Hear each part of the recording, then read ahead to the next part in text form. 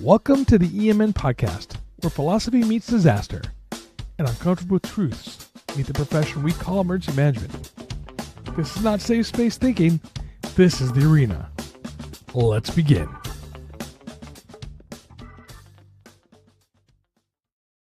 Good morning, good afternoon, depending where you are at in this fine nation. And, between Andrew and I going on vacations and World Cups and all sorts of stuff, I know we've been a little inconsistent, but, we still love you and we're still thinking about you guys. So, but we're here today. How was your time away? It was nice. It was beautiful. I got a chance to go away with my wife to the Berkshire Mountains of Massachusetts. And I recommend to anyone who loves to go there or loves mountains and clean air and lots of great music and arts and things like that to go there. So it was beautiful, relaxing, and now I'm back in action again. Absolutely. I did my own little mountain trip myself, and mine wasn't as well. It's still nice. It was beautiful. It's the beautiful mountains of San Bernardino and Lake Arrowhead, where we go up. There's this beautiful cabin that we stay at, and overlooks the lake, and got to just hang out. I read a book called Cabin. I'll tell you guys more about it later, but it's really interesting. It's about a guy who buys this cabin. It's very, if you think of this, it's probably about the size of the room I'm sitting in right now. It's probably the size of my shed, my tool shed. It's a very fun book to read. The guy who wrote the book, it's hilarious. Highly recommend it. I'll get that more information on that later. But that's what I did when I was up at the cabin. I read a book called Cabin. So, an apt thing to do. Yeah. So, looking forward to hearing more about that. So we have National Emergency Management Awareness Month coming up, right? We do. We're almost at the end of July and heading into August, and hurricane season officially beginning, at least here in the Northeast and in the New York, New Jersey area. It begins August 1st officially. So I know it starts earlier the further south you go, just because of the warmer waters. And it's supposed to end October 31st as well. I mean, unfortunately, some hurricanes don't cooperate necessarily with that, or they eke in just before the end, like Hurricane Sandy did.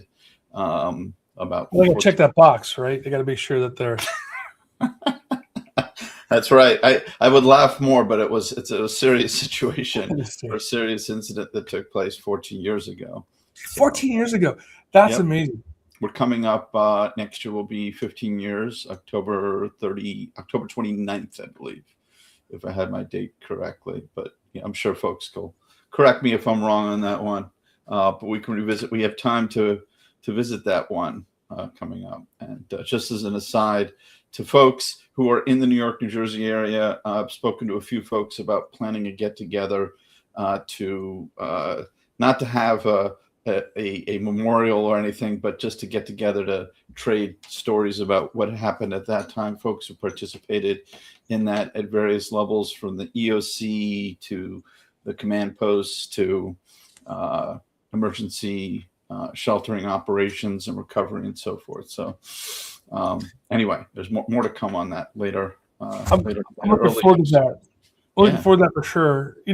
It's funny how time flies, because you talk about Hurricane Sandy, Superstorm Sandy, and we had, just Hurricane Katrina, just celebrated a milestone, and you got to remember they're going to keep coming. They're not going to stop, and weather-related events. And then you got, for us here in California, we don't really have hurricanes, but we have our wildland fires, which oddly enough, sometimes is impacted by hurricanes.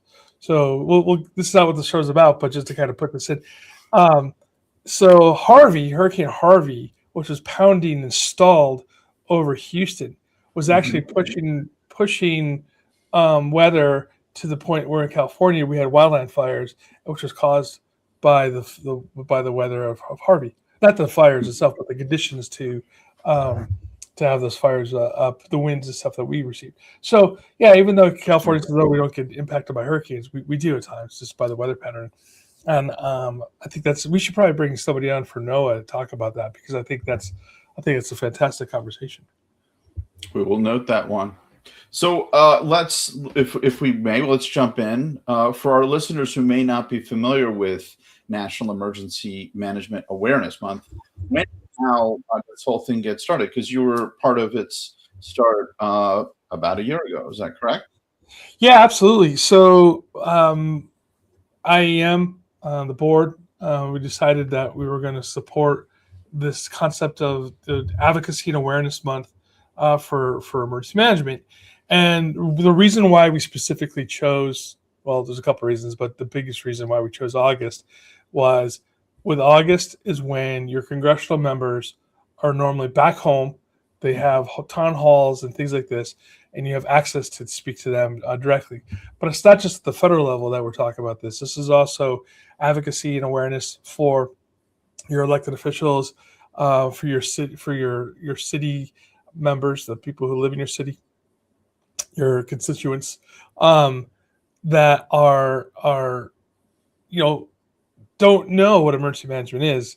And as we talked about in the past, it's like, when you have to use the federal level saying, oh, I'm like FEMA, but for our local government, sometimes it's kind of weird, right? And so we have to figure out a way, how do we get people to know who we are? And we've come up with this idea of Awareness and Advocacy Month.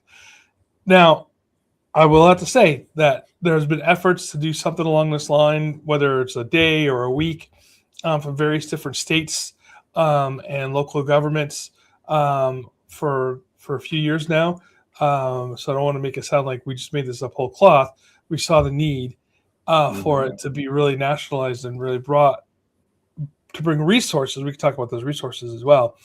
To bring resources for emergency managers at one location, to whether it is a template for your proclamations for your city council or for your state or for your counties, different other speaking points and videos and things like this that you can share for that month are all in one location at IEM.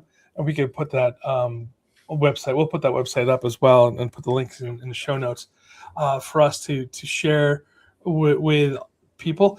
And so we just want to be able to help our not just IEM members. I just want to point this out. You can access this as emergency managers, even if you're not an IEM member, to use those resources to advocate for emergency management and to tell people what it is. Oh, am I still there? Yeah, you're still there. Okay, good. Sorry, I thought I got tossed out of the event. So there's also already a national, I think it's National Preparedness Month in September, and awareness campaigns for fire, police, EMS. What does Emergency Management Awareness Month, how does that differ? What gap does that fill necessarily different from those days, those months, etc.? First of all, it's a great question. Basically, so National Preparedness Month is really focusing on the individuals ready to get prepared for a disaster, right? We're just talking about the hurricanes, right? Whether it's hurricane or fire or whatever, it doesn't make a difference, right? So agnostic to what the disaster is. It's just to tell people to get prepared. So it's really focused on the individual. It's focused on community and for the members to be able to get ready. Whether you're talking about putting CERT programs on or national, but like the preparedness expos, kind of like what we do in my jurisdiction, things like that. No. This is about what emergency management is, right? So if you think about, we'll talk about National EMS Week and National Police Week and National Nurses Week. They have multiple of those, right? Or month, I guess. So you take a look at those events, and it's focused on the profession and how the profession really impacts the community and an awareness of what the profession is. And that's what this is. This is to celebrate you as emergency managers. Now, I always thought it was funny, even back in the day when I was in the field, when we would do like our National Firefighters Month, or an EMS month or week, I guess, or they're not months. I guess we're being a little bit bold by saying we want a whole month for ourselves, but that's okay. So we would do like open house, at the fire station, and bring people in and give them tchotchkes. I was like, we celebrate ourselves by giving you things, right? It's like having your own birthday and giving gifts out to everybody who shows up to your party, right? That's okay, right? But anyway, we have to do that, right? And so I think this is where we can get into it. Where what can we do that is cost effective and fun, and people don't like to say we don't know what you do. Open up your EOC, right? Even if it's an EOC in the box, right? If it's like a conference room that you flip it, make it an EOC, have the open house. And sometimes even explain, I don't say sometimes, every time, explain to the people that are walking through, like, hey, this is normally a conference room, but we turn it into this room. Mm-hmm. We don't have our own standalone EOC. And maybe, just maybe, you might have a person who says, oh, wait, we need to have our own standalone EOC. This doesn't make sense to us. And this is where you can get like advocacy. This is the advocacy part, is saying, hey, we want to be able to provide the best services for you as a community. And then your city council goes, oh, yeah, we probably should have a standalone EOC or something better than what we have here, right? Mm-hmm. So don't be embarrassed about the EOC in the box. I mean, embrace it and show, show the community what you have. Whether it's if you guys just roll out a RV, all right, like the old-fashioned way of doing it, or if you have if you're using tents, whatever it is, embrace it and show the people what you do, and so they have an idea of what you do on a daily basis. Absolutely. I'm going to post the link to the what am I doing? Oh, the IAEM site, so that folks can see that. That should show up on Facebook, and I'm not sure if that's going to connect on LinkedIn. Okay, there we go. So, and I think you're getting at, you just spoke about opening up the EOC as an option, whether that's an EOC that is a set location facility, or it's, as you said, an EOC in the box, so to speak. What are some of the other things that emergency managers can do to participate this August coming up? Social media posts and things like that are quite common things. You mentioned some of the proclamations and things like that. Are there some other things that they could be thinking about doing? Well, yeah. I think one of the big ones there is like I said, inviting and having conversation with your elected officials, right? At whatever level it is, whether it's your mayor's office, whether it's your elected. So like I said, the congressional members right now are having town halls where they're asking people to come. Now, I wouldn't just show up unannounced. That's kind of a little, unless you really,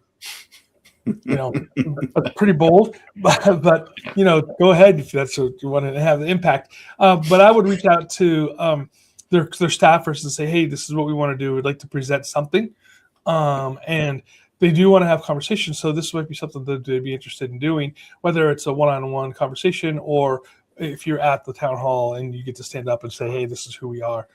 Depends on what your elected official likes to do. Again, talking to your city council members, inviting them down to the EOC, like I said earlier. I just go have coffee with them. Depends on, how big your city is. Sometimes it's a little harder if you're like in a city like Los Angeles or New York City to be able to do that. But if you're in a small town, a lot of times your elected officials, are your neighbors that well, or at least and have other jobs besides doing the city council stuff, and they might be interested in just grabbing a cup of coffee and having a conversation of how you're communicating with your community. Talk. That's a big deal right here. Talk to people, right? If you have to have, one of the things that I think is really interesting, and this is an idea. Again, these aren't my ideas; these are just ideas that I'm snagging and sharing with you. the pop-up preparedness, right, expo, right, is the idea is like you pop up in front of, the Home Depot with a tent, and you say, okay, here's preparedness stuff. You can go inside and buy preparedness gear. I love that the idea. Well, what if you do a pop-up emergency management awareness tent, where you just pop up, you have some tchotchkes to give away, and you talk to people that come over about what emergency management is.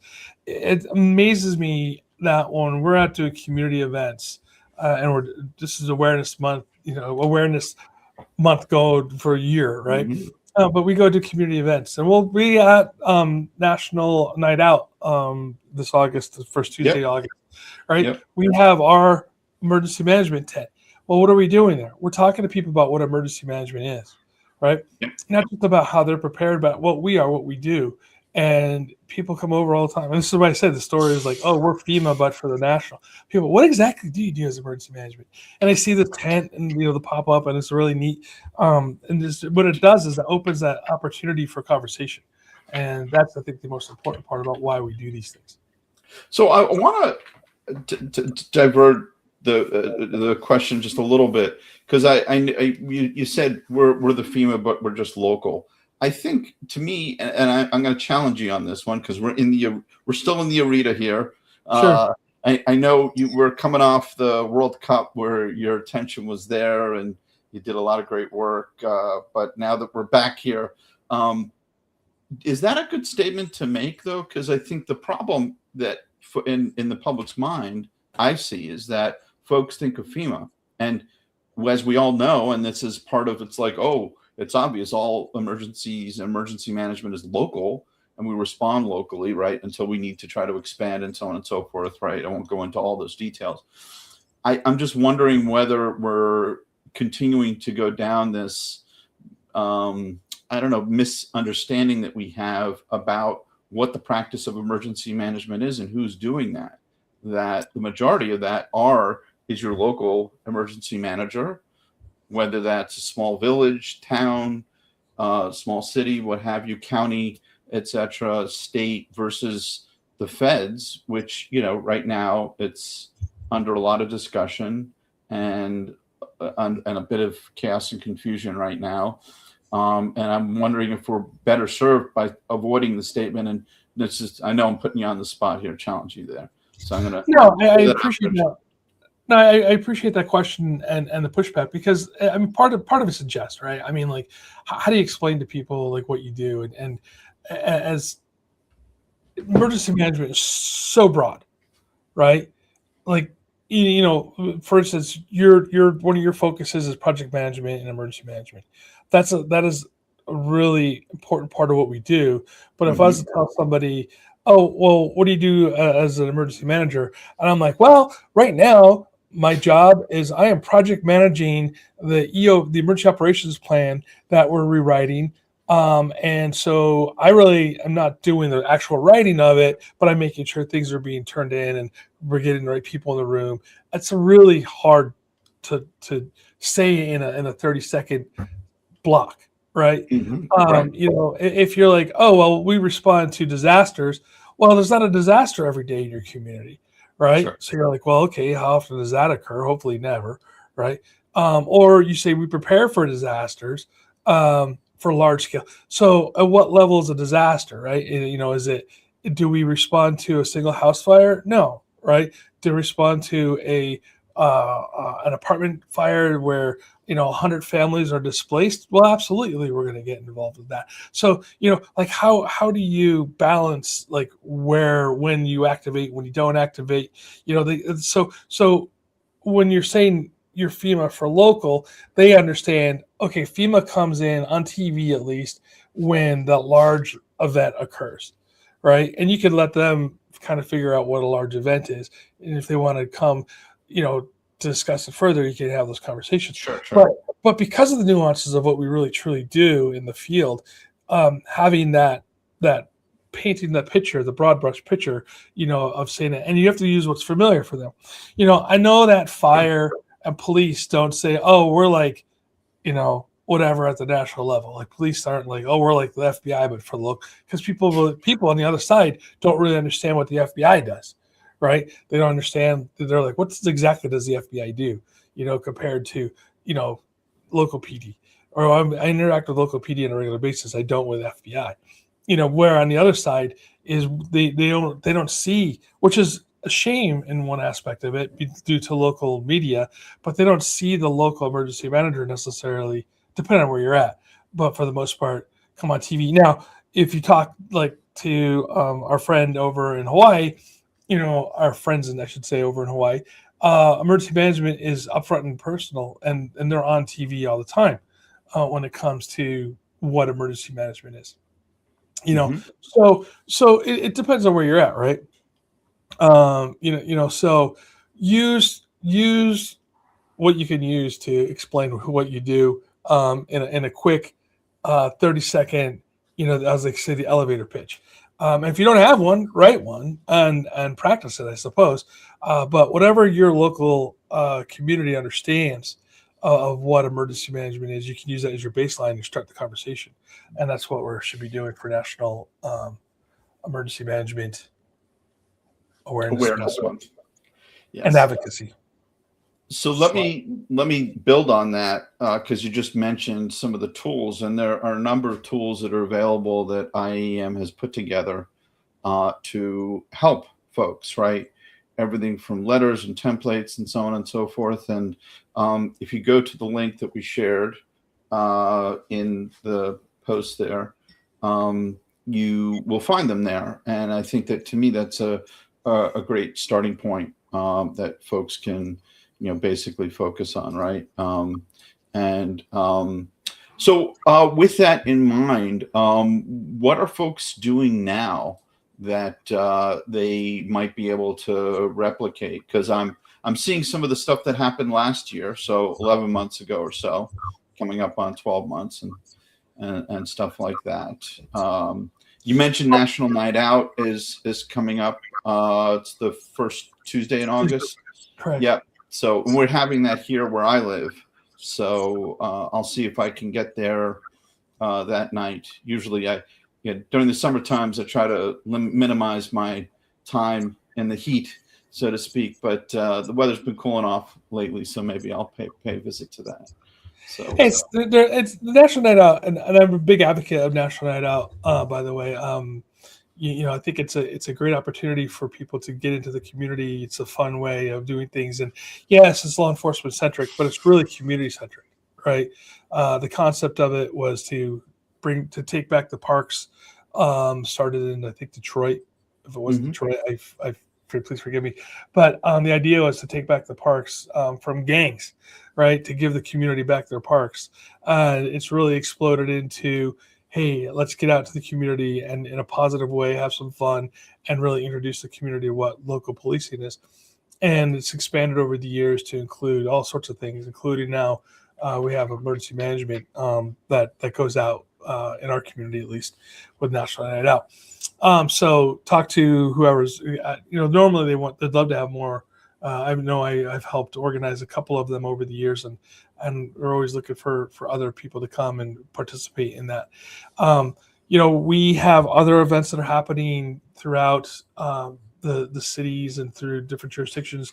This is a great time for when we have the Concerts in the Park series in different cities, and talk to the Parks Department and see, hey, can we put up a booth at the Concert in the Park just to give out information? There doesn't have to be this crazy organized emergency preparedness expo, because it's not about preparedness necessarily, it's about advocacy for us, right? So there's all those opportunities, and then there's evergreen products out there. There's the video that is on YouTube, and let's see if I could pull this up really quick. I will I'll share this. This is the Know Your Emergency Manager National Emergency Management Awareness Month. Yeah, that one for sure. If you put that in there, and you should, I could play for you, I suppose. Here, let me put folks can listen to that after our podcast. So this is the YouTube link to it right there. Go to it. Take a look at it. It's well done. We took images of emergency management from all over the country, and really talked about what emergency management is in this video. I'm very proud of this video that was created, that we built for you. I want to say we, IAEM, built for you, the emergency manager, to use this. Share this at your city council. It's a fairly short video. It's like, I think it's 2 minutes long, maybe. Share this. Share this with your city council. Share this with your community members. There's no charge to it, right? There's no charge to any of this, by the way. But I'm just saying, this is built for you, for emergency managers to utilize, to be awareness for you. Yeah, a few years ago, you did, okay. And I think that there's, we don't need to go through and list every tool, template, idea, that sort of thing that needs to be, that folks need to know about. What I was going to say, though, is a few years ago when we did community outreach, one of my colleagues, actually, it was at Seton Hall, had a spinning wheel, like, Wheel of Fortune, and would basically, have people spin it. And they had, the tchotchkes, and for folks who are unfamiliar with that, promotional items, and we would ask kids. Most of the kids would come up and they want whatever giveaway there is. But you have, like, it could be whistles, it could be, glow lights, things like that you're just giving away. Some of it might be have the label of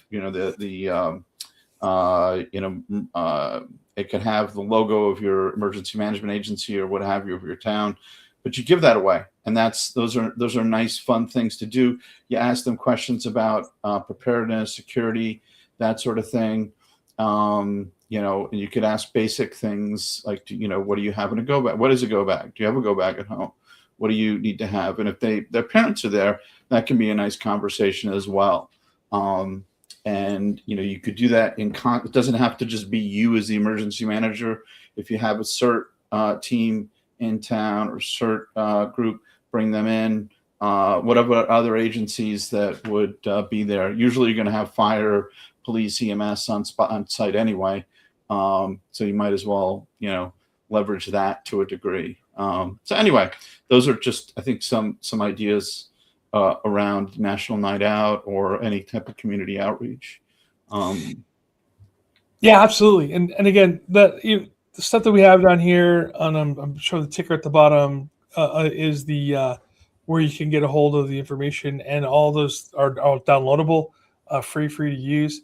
They're templates, so you can make them for yourself, put your logos on them. It's some really good starting point for everybody to get information on. It goes. One last thing too is I want to thank all the emergency managers that are out there for the hard work that you all put into keeping your community safe. And even if you're as you're behind the scenes and maybe unsung heroes here, there's truly a ton of work that everybody puts into what's happening, whether it's writing the emergency operations plan, writing the EAP for events that are happening, writing the IAP for actual disasters that are occurring, preparing the community for disasters and for emergencies. Every community has something that there's a threat, right? And I know a lot of people that are in the Northeast talk about the fact that there's no earthquakes, there's no wildland fires. Well, big wildland fires, I guess there are some. It's the joke that they do. There's no fires, no earthquakes, no tornadoes. It's like when they're going through the cold. Yeah, but there's there's ice storms that occur, and there's things that snow itself, has shut-ins. So there's always something to prepare for. Yes, you might not have tornadoes, earthquakes, or whatever else is happening, but there are local disasters or local emergencies that you always have to prepare your community for. And I appreciate the hard work that you all put into it. Again, thank you for that work that you guys do. Andrew, I know you're laughing. Go ahead. I was gonna first of all second that. I was just gonna say, just when you thought you were safe, the last couple of weeks there was a tornado. I don't know what level tornado it was that hit Maryland, My wife's family's from there. She has a lot of family and friends in that area, and she showed me some pictures. A good friend of ours is in Severn, Maryland, right on near the Chesapeake Bay, and there was some very severe damage that was done to some homes in that area. And then we had a tornado, I think, that touched down in Parsippany, New Jersey, last Tuesday, if memory serves me correct, and if my information is correct, I should say.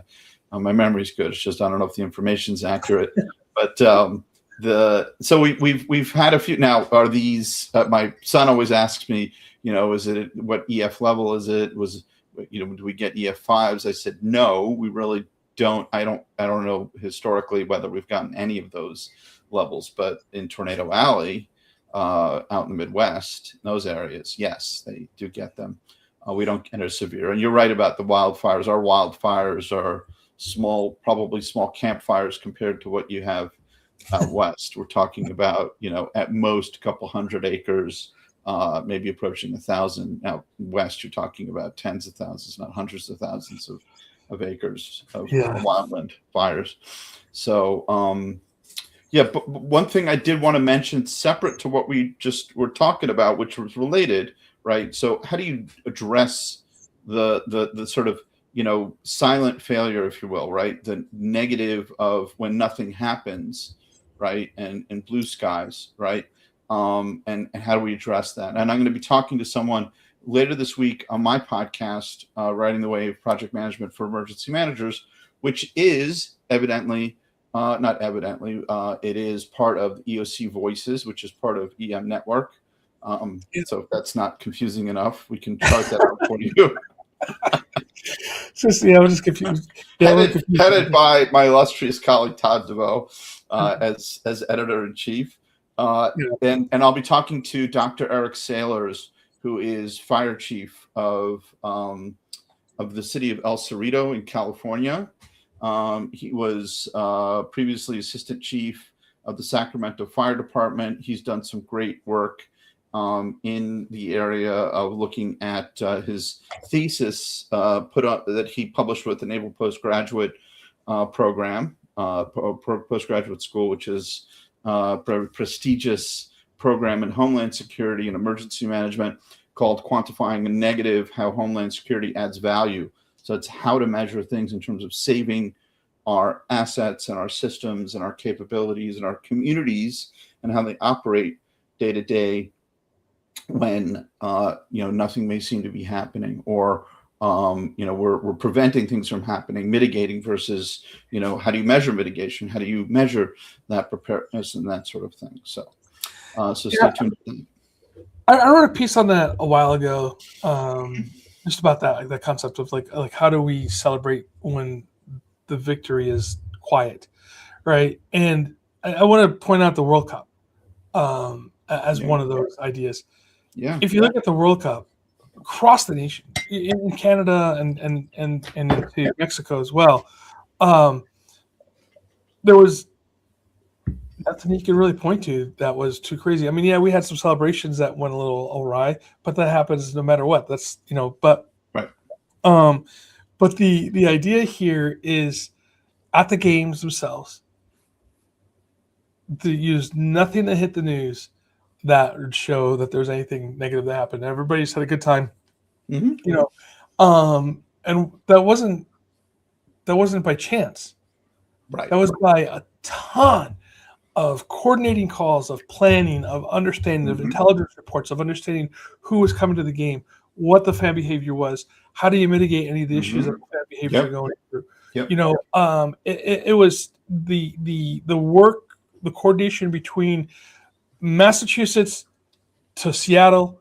We were on calls, monthly, weekly, then daily, as this thing went through. So we knew here in the Los Angeles, Inglewood area, what was happening in Boston, what was happening in Kansas City, what was happening in Philadelphia, what was happening in New Jersey, so we knew, right?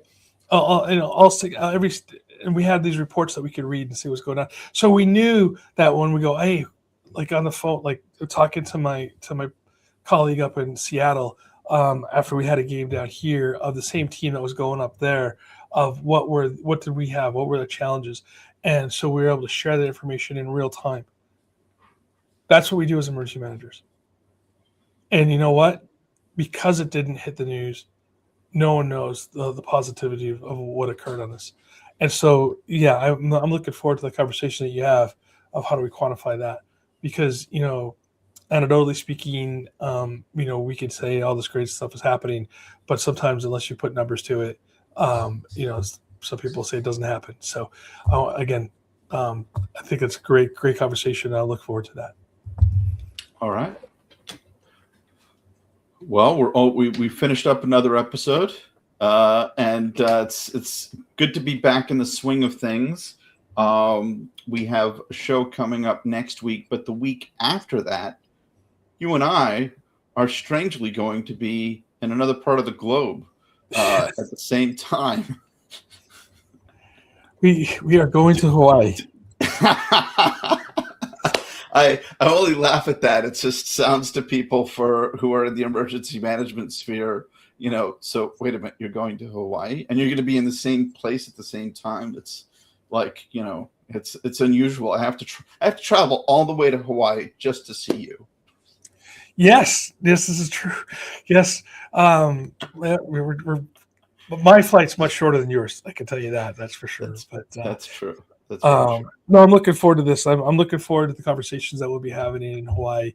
IAM Region 9 is having their symposium in Hawaii. And we have some, I say we, the collective we, I'm just a guest at this one. I'm nothing to do with planning it. John Shear and his team has done a great job of planning this.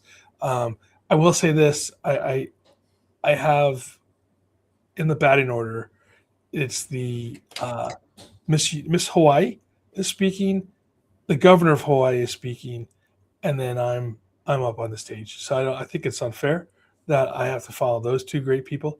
That's just joking about the unfair. No, I'm excited to hear what they have to say. I'm definitely not as good looking as Miss Hawaii, and definitely don't have the influence that the governor has. But I'll do my best to say what I have to say regarding things that are happening in the world. Well, I'm looking forward to it, and I'm excited to be at the symposium. I'll also, if I may add to this, I'll be conducting a 2-day project management for emergency managers workshop post-symposium. So on Thursday and Friday, I don't have the dates right in front of me, but I seem to recall, I think it's 13th and 14th, if memory serves me correctly. And so I'm excited to be there and to conduct that there. And of course, to see Todd in person. And then also to see the other folks from the Hawaiian Islands and our friends Randy and Nia and John, of course, who will be there. And we'll be hosting that session. So shout out to them. Can we post a link to the Region 9 Symposium so our listeners can see that? And I'm sure there was another event that's coming up, but that's all right. But there's still time. If folks I know it's a stretch at this point to put in a request for traveling to Hawaii, but if you're in Hawaii and you're looking to take part in that symposium, I do encourage you to sign up, not only for the symposium, but it's, I think, a very reasonable cost to sign up for the post-symposium training that I'm offering, the 2-day Foundations Project Management for Emergency Managers Workshop. And I will stop further with any other shameless plugs. Well, except for the fact that, don't forget that you can still get in early on the national conference that's happening in Long Beach. That's right. To IAM and register today. I think that we still have early bird special going on. That's true. It's still, I think it's good. I think until later this month, or probably until the end of this month, if I remember correctly. And I'll be doing my 1-day workshop on Sunday before the national conference begins, the 1-day boot camp. So I'll stop there. All right. A lot of plugging here at the end of the show. All right, everybody. Well, as always, I appreciate everyone. And please stay safe and stay hydrated.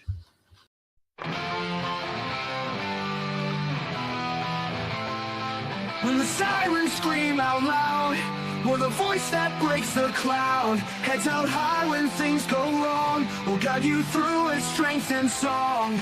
Disaster strikes without a sound. Chaos reigns, but we're around. Public safety in our hands. Steady, strong in every land. Emergency management. We're the guide in the night. In storms and strife we fight. Emergency management. In the dark we bring